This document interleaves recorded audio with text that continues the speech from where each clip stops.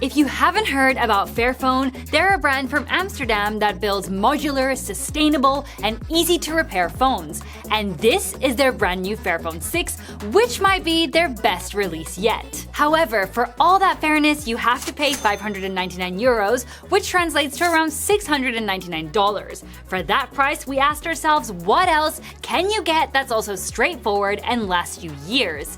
And we came up with two options. One, the $599 iPhone 16e, Apple's cheapest phone with more than 7 years of software support and crazy good Apple Care.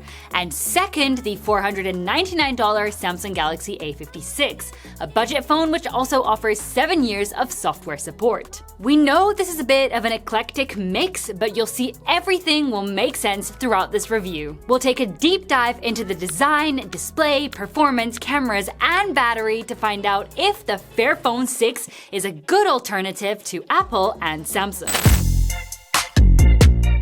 Kicking things off with design, the iPhone 16 is the most compact option here, with the Fairphone 6 sitting in the middle, and the Galaxy A56 being the biggest of the bunch. The Fairphone is the thickest though because of its modular construction. When it comes to materials, the Fairphone sports a plastic matte body with panels that you can easily swap, so you can recreate that Panda Pixel 2 XL look. Meanwhile, both Apple and Samsung come with aluminium frames and glass backs, the Galaxy sporting Corning Gorilla Glass Victus Plus. In terms of weight, the Fairphone comes in at 192 grams, the iPhone is definitely the lightest at 168 grams, while the Galaxy is the heaviest at 199 grams. For water and dust protection, the Fairphone only rocks an IP55 rating, which is a bit of a trade-off for all that modularity. On the flip side, the iPhone offers an IP68 rating and the Galaxy IP67, which means the Fairphone can only withstand light water jets, while both the iPhone and the Galaxy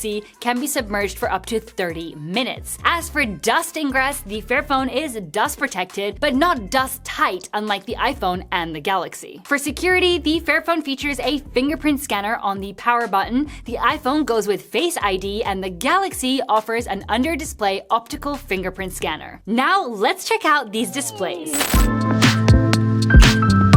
The Fairphone rolls in with a 6.31-inch display, the iPhone 16e has the smallest at 6.1 inches, and the Galaxy A56 has the biggest at 6.7 inches. Both Fairphones and iPhone screens are OLED panels, while the Galaxy goes with AMOLED. For refresh rate, both the Fairphone and the Galaxy support a 120Hz, though the Fairphone's got variable refresh rate, whereas in the Galaxy you can only switch between 60 and 120Hz. The iPhone, on the other hand, is stuck back in 2007 with a 60Hz screen. We simulated sunlight at over 100,000 lux and measured how bright the screen typically gets using a full white screen. The Fairphone hit 809 nits, the iPhone managed 879 nits, and the Galaxy reached an impressive 1,320 nits, which makes it the easiest to see under very sunny conditions. Now for even more info or screen specs, including our measured peak brightness, feel free to pause the video right here. Personally, we really like the screen on the Galaxy. It gets super bright and it's got the best glass protection. However, the Fairphone has a huge advantage over the iPhone and the Galaxy. You can swap out the display yourself if it gets damaged, and a replacement part only costs around $105. To put that into perspective, Apple charges about $229 for that kind of service. But displays aren't everything, so let's check out the speakers on these phones. All three of these phones come equipped with stereo speakers. You've got one speaker at the bottom and the other one doubling as the earpiece. And just like with the display, you can get both of those as spare parts for the Fairphone. Now, let's check out how these speakers perform.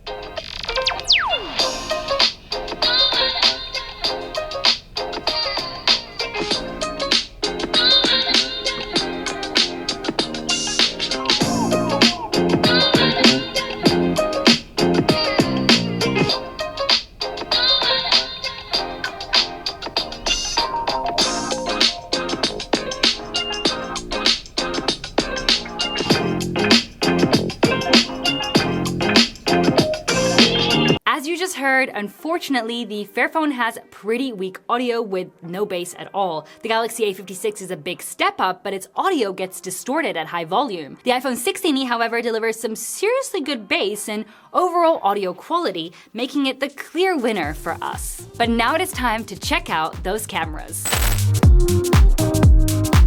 For the main shooters, the iPhone comes with a 48 megapixel camera, while both the Fairphone and the Galaxy pack 50 megapixel sensors. And of course, you can buy this camera as a spare part for the Fairphone. In outdoor shots, you'll notice the iPhone captures photos with a rather pleasing but inaccurate warm tone. The other two phones, however, capture more accurate colors. However, when you head indoors, the Galaxy really struggles with white balance, both the Fairphone and the iPhone delivering much more color-correct white balance and better skin tones. Moving on to the ultra-wide cameras, the Galaxy has a 12 megapixel camera, the Fairphone sports a 13 megapixel camera, and the iPhone has hopes and dreams.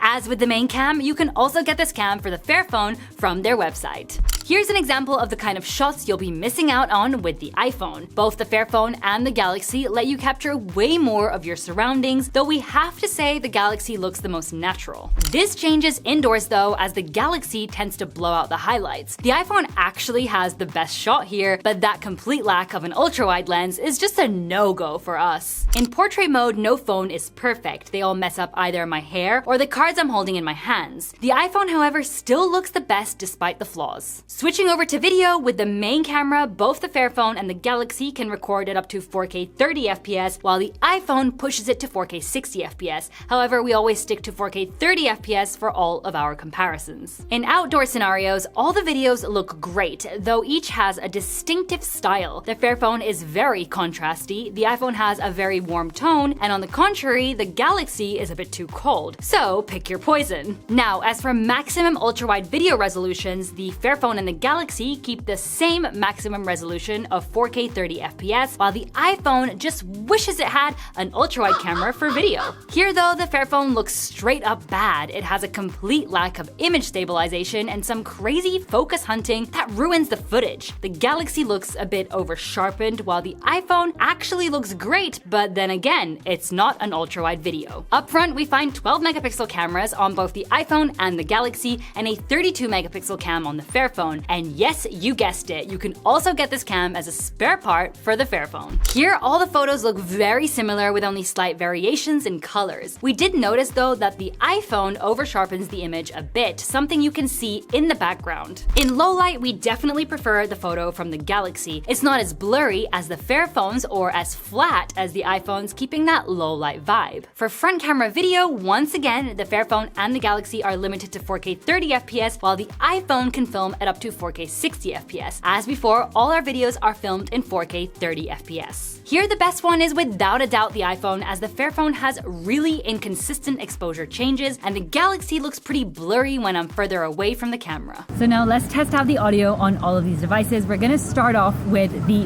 Fairphone. What do you guys think? How do I sound over here? Is it any good?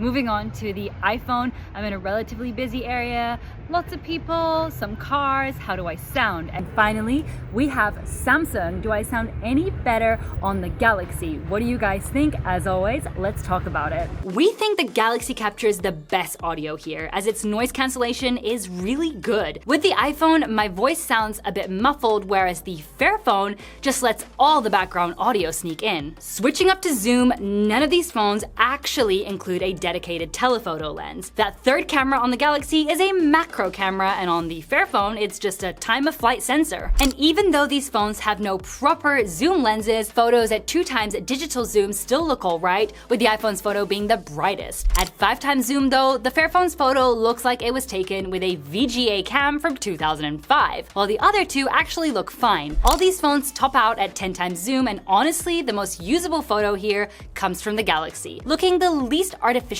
sharpened. So for zoom, we'd say the Galaxy will be your best bet. As mentioned before, the Galaxy does come with a pretty unnecessary macro lens with only 5 megapixels. And we consider it unnecessary because, in all fairness, the Fairphone can achieve comparable looking photos without needing a dedicated macro lens. The iPhone, however, just completely lacks a macro mode altogether. In the second shot, for example, we actually think the Fairphone does a better job at macro compared to the Galaxy, offering more natural color colors and better detail. But now let's switch off the lights and take a look at some low-light examples. With the main camera, the Fairphone's photo, even though it is a bit saturated, better represents the scene here, as the iPhone is extremely over-sharpened and the Galaxy looks just too magenta. With the ultra-wide cam, it's pretty much the same in terms of colors, though this time the Fairphone loses a lot of detail while the Galaxy preserves more. The iPhone's photo is just there to fill the gap. For portrait mode in low light, well, it is the same story as the daytime shot. None really delivers accurate edge detection this time around either. For video with the main cam, no video is perfect by any means in these conditions, though once again, the Fairphone has more realistic colors, but it suffers from some optical stabilization issues. In ultra-wide video, we see once again that extreme refocusing on the Fairphone, which once again pretty much ruins the footage, leaving the Galaxy as the best performer here. So we have to say none of these phones are going to win any major photography awards, but we have to admit that the iPhone delivers some very nice shots with its main and only camera. However, the Fairphone and the Galaxy just offer much more flexibility thanks to that extra ultra-wide lens. Having said that, Fairphone really needs to address those ultra-wide video issues because as of right now, any video filmed with that cam is pretty much useless. But enough about cameras, now it's time to check the performance of these bad boys. The Fairphone packs a Snapdragon 7S Gen 3, while the iPhone comes with Apple's A18 chip and the Galaxy with Samsung's Exynos 1580. For RAM, all of our units pack 8GB. Here you can also check out the other RAM and storage options available, though availability might vary depending on where you're buying. To truly push these phones, we're throwing them into some real-world tests, starting with gaming. We'll run 30-minute sessions with cool-down time in between. First up, Grid Auto Sport in performance mode. Honestly, all three phones handled it like champs without any major FPS drops or crazy high temperatures. As a side note though, only the iPhone can also run Grid Legends, which is an even more demanding game that simply isn't compatible with the Fairphone or the Galaxy. Next we launched Wuthering Waves and cranked the graphics all the way up. Both the Fairphone and the iPhone started strong, but then the Fairphone and the Galaxy saw the biggest FPS drops and also got the hottest, reaching a toasty 50 degrees Celsius. Then we fired up Bloom's TD6 and flooded the screen with thousands of units to really stress the CPUs. All three started at 60 FPS, but the Fairphone plummeted to a lonely forever alone FPS. For temperatures, the Galaxy was definitely the spiciest one. Moving on from gaming, we exported 99 photos in Lightroom. The iPhone blazed through the task in just 6 minutes and 5 seconds, leaving the other two pretty fairly behind. Next, we rendered a 3-minute 4K 30 FPS video in CapCut. This wasn't even a race. The iPhone just absolutely crushed the competition, finishing in 25 seconds flat. For fun, we also opened a massive Microsoft Excel file with over 4 million cells. Once again, the iPhone was the speed demon, opening the file in just 5 seconds. Now let's check out some benchmarks. In Geekbench 6, the iPhone just proved it's a true powerhouse, scoring the best in both single and multi-core tests, more than doubling the points of either the Fairphone or the Galaxy. In 3D Mark's Wildlife Extreme Stress Test, the story repeats itself. The iPhone absolutely dominates the other two with the best performance in both the highest and lowest loop. In Antutu, we know you can't directly compare scores between iOS and Android due to their different architectures, so we're just giving you these numbers for illustrative purposes. As you can clearly see, the iPhone is without a doubt your best bet if you want high performance for a relatively cheap price. While both the Fairphone and the Galaxy are totally fine for everyday tasks, they're just not going to be able to outrun the iPhone in raw power. Finally, for storage types, both the Fairphone and the Galaxy use UFS 3.1, probably to keep prices fairly low. The iPhone, of course, uses Apple's NVMe storage. Now, moving on to the software side of things. The Fairphone runs what we could call pure Android 15, the iPhone has iOS 18.5, and the Galaxy comes with One UI 7, also based on Android 15. For software support, Fairphone promises 7 years of Android upgrades and 8 years of security updates. That's the most ever for any phone. Apple doesn't officially put out numbers, but their software support typically lasts around 7 years. Finally, Samsung offers 6 years of both OS and security updates. So on paper, all three phones should be getting updates updates until GTA 6 finally drops. Now, for software features, the Fairphone doesn't have a ton going on, and to be fair, that's a good thing, so you're not gonna be flooded with a bunch of features or bloatware you'll never use. Its only main feature is Fairphone Moments, which you can activate with this funky slider. It basically swaps your launcher for a super minimalist one, showing only the apps that you select, so you can take a break from doom scrolling on TikTok. The iPhone, as you'd expect, comes with all the usual goodies from Apple that we've seen in other iPhone models. Think deep home screen personalization, Siri with Google and ChatGPT integration, Playground for creating wacky AI images, or cleanup in the gallery. Finally, the Galaxy also comes with a fair package of features like Object Eraser in the gallery, or AI Select, which lets you pull stuff right off your screen or even turn video clips into GIFs. However, it does come with a fair amount of bloatware, but thankfully you can usually just uninstall it. But now let's move on to our last category.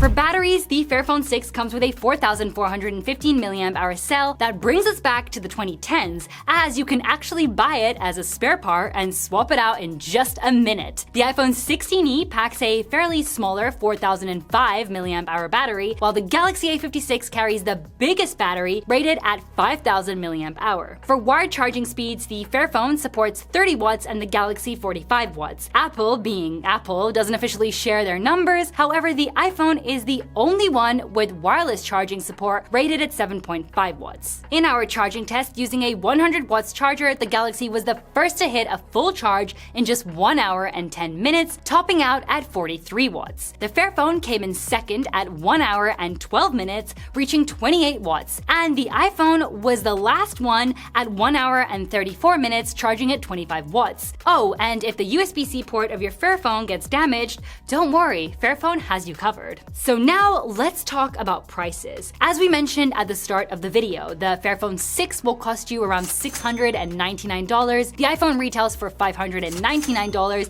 and the Galaxy is the most budget-friendly at $499. That creates a $200 difference between the Fairphone and the Galaxy, cash that can easily go into expensive repairs on Galaxy's side if you have slippery hands, making the Fairphone still worth it despite its higher retail price.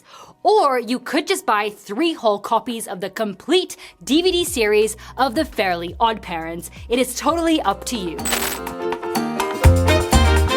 So, putting it all together, the Fairphone 6 definitely brings some really cool ideas to the market, thanks to its modularity and simplicity. However, for less money, you can grab these 2 other solid options that will also last you a fair amount of time. Though keep in mind, repairs will definitely hit your wallet harder. We honestly think the Fairphone 6 only truly makes sense if you're not a super heavy user and you genuinely plan to keep your phone for a really long time, especially since its software support and warranty are just excellent. If what you need is top-tier performance, then the iPhone 16e is absolutely the one to get. But if you just want something that works at a budget-friendly price, then the Samsung Galaxy A56 will perfectly fill your needs. Oh, and by the way, can you guess how many times we mentioned the word fair and all its variations in this video? Drop your guesses in the comments below. The last one doesn't count, by the way. And if you're curious how both the iPhone and the Galaxy stack up against the Google Pixel 9a, just tap on this video right here. As always, you can find links to any of these 3 phones in the description below. And before you go to a galaxy far away, don't forget to give us a big thumbs up and hit subscribe, as we're always testing new devices to help you make the best choice. We'll see you in our next video, and until then, take care. 77. The Galaxy offers an under-display Sorry. Why can't I speak today? Today I cannot speak. Overall audio quality, making it the clear winner for us. But now it is time to check out those cameras. What's that? What's there? Oh no. For front camera video, then the iPhone 16e is absolutely the one to get. Why, though, I really spat a lot there. The iPhone and the Galaxy stack up against the Google Pixel 9a. What is that? Oh.